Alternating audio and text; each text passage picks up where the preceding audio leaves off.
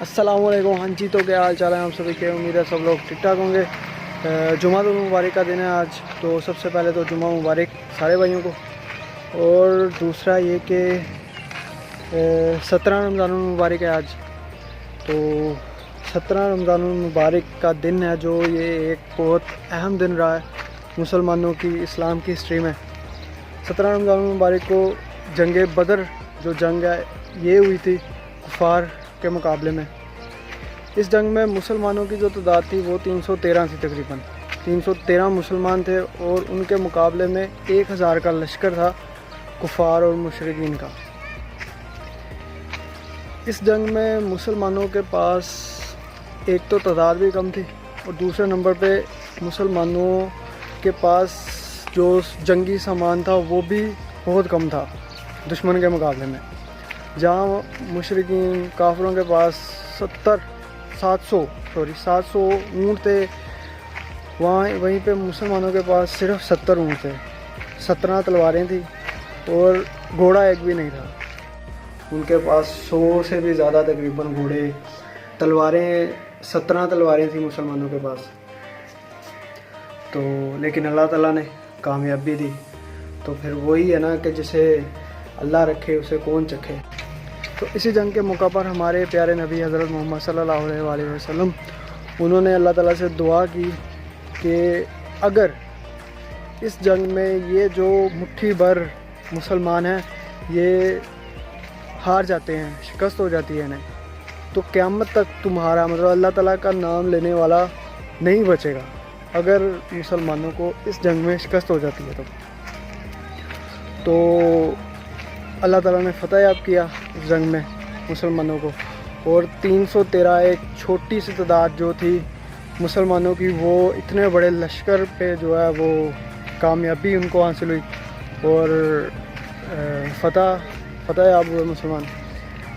Basically اس وقت کے مسلمانوں میں جذبہ بہت زیادہ تھا، ایمان جو تھا ایمان پختہ بہت زیادہ تھا ان کا اسلام کے لحاظ سے اور شہادت کے لحاظ سے اور دین کے اعتبار سے ان کا ایمان بہت زیادہ پختہ تھا ہر چیز پہ.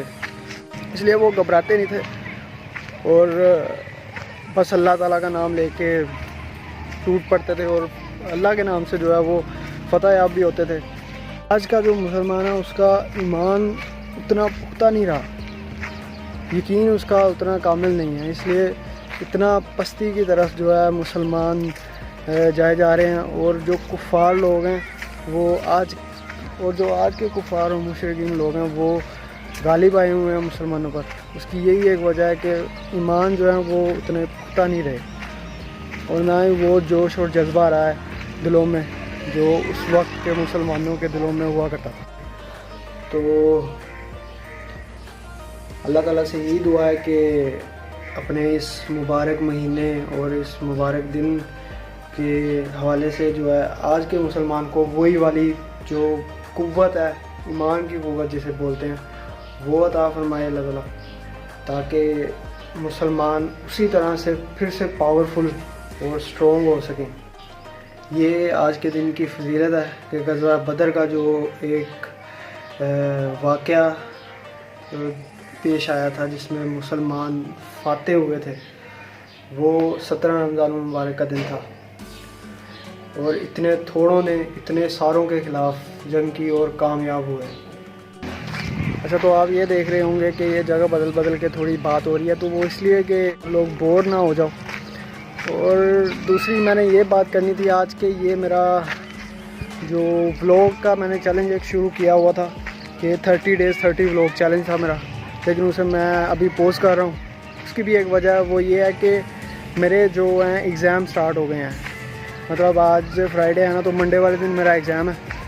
تو ولاگنگ کے لیے مجھے روزانہ شوٹ بھی کرنا پڑتا ہے اور اس کے لیے ایڈٹ بھی کرنا پڑتا ہے، تو میرے پاس ٹائم نہیں ہوگا.